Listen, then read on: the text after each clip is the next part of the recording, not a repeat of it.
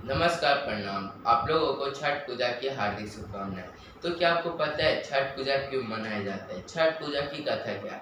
छठ पूजा कितने दिनों तक चलता है? अगर आपको ये सब नहीं पता तो आज की इस वीडियो में आप यही सब जानेंगे। तो चलो शुरू करते हैं। तो सबसे पहले मैं आपको बता दूँ छठ पूजा बेसिकली बिहार, उत्तर प्रदेश, झारखंड, वेस्ट बंगाल के साइड मनाया जाता है। सबसे ज़्यादा ये पर्व बिहार में मनाया जाता है।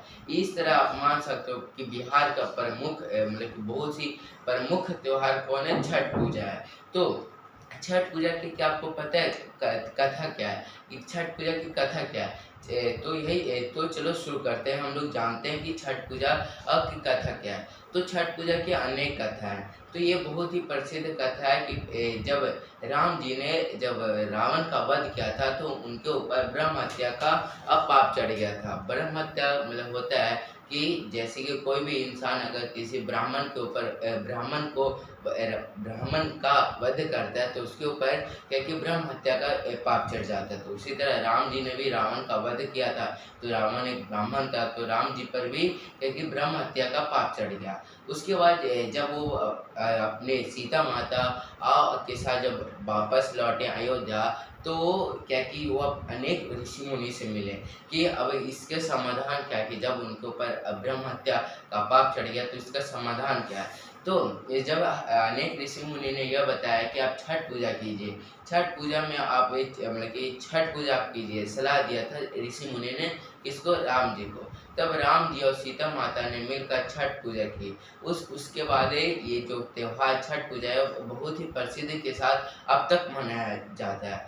तो मैंने तो आपको बता दिया बिहार में सबसे ज़्यादा प्रमुख त्योहार मनाया जाता है। तो क्या आपको पता है कि ये छठ पूजा में कितने दिनों तक चलता है? कितने दिनों तक ये छठ पूजा चलता है? तो छठ पूजा 4 दिनों तक चलता है। पहला होता है नहाय खाय। नहाय खाय में होता है कि जितने भी जो भी महिलाएँ या पुरुष जो भी व्रत किए हैं मतलब छठ पूजा करने वाले हैं वो क्या कि नहा धोकर पूजा करके उसके बाद खाते हैं। फिर दूसरा होता है खरना। तो खरना के दिन यह होता है कि पूरे दिन उपवास रहकर जब शाम के समय जब खीर और पूड़ी बनता है तब जो महिलाएं और पुरुष क्या कि छठी मैया को भोग लगाते हैं। उसके बाद फिर वो खीर और पूड़ी खाते हैं। जब खीर और मतलब कि जो भी फल होता है वो खाते हैं। उसके बाद क्या होता है कि उसके बाद 36 घंटे का मतलब 36 आवर का अब फास्टिंग हो जाता है, उपवास रहता है।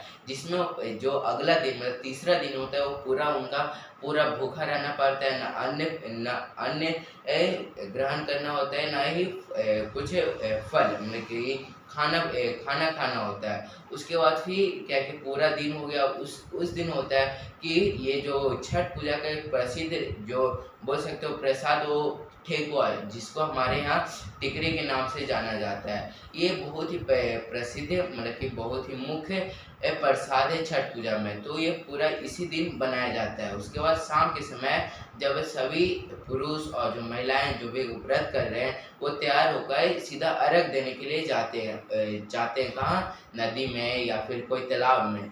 और क्या करते हैं कि जो जब सांझ के समय सूरज जब डूबता है तो उससे पहले क्या कि अर्घ करते हैं और सूरज देव का पूजा करते हैं। तो आप सोच रहे होगे कि सूरज देव का क्यों पूजा करते हैं? यहाँ पे तो छठी मैया को करना होता।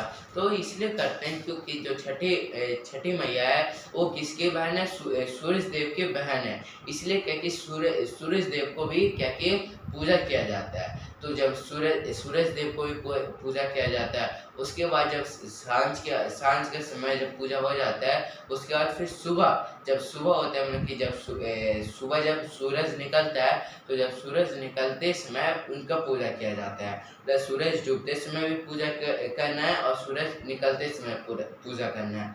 उसके बाद क्या होता है कि पूजा करने के बाद जो भी महिलाएं पुरुष जो भी व्रत किए हैं वो क्या कि अपना व्रत तोड़ सकते हैं मतलब कुछ खा सकते हैं। तो ये 4 दिनों का पर्व है। तो आई होप आपको समझ में आ गया छठ पूजा क्यों मनाते हैं। तो छठ पूजा में एक चीज़ रहता है कि कुछ भी नॉनवेज नहीं खाना होता है, और इसमें क्या कि लहसुन प्याज नहीं खाना होता है। लहसुन प्याज ये माना जाता है हिंदू धर्म में क्या कि एक राक्षस जब कहीं पे क्या कि लहसुन और प्याज गिर गया था, तो उसे राक्षस पैदा हो गया था। इसलिए लहसुन और प्याज को हिंदू धर्म में अवॉइड मतलब कि त्याग देना रहता है। और जो भी ये व्रत करता है वो लहसुन प्याज नहीं खाता।